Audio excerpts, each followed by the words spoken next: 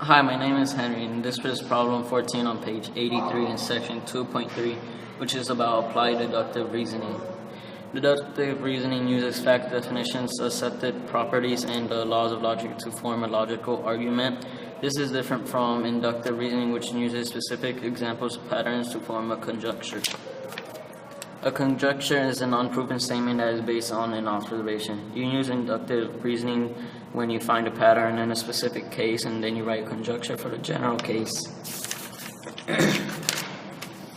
On question 14, they say use the segments in the coordinate plane.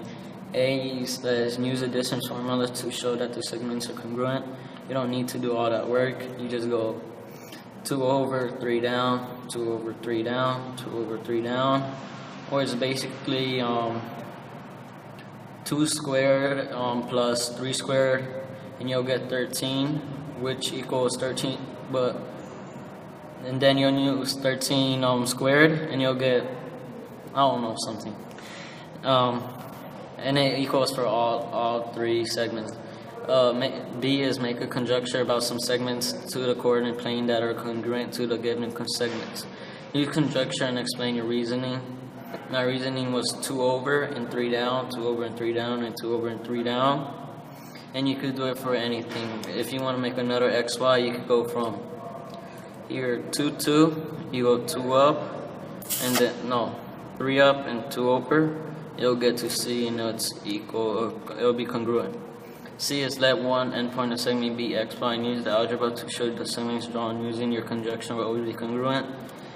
You could do it forever, but it will always be congruent.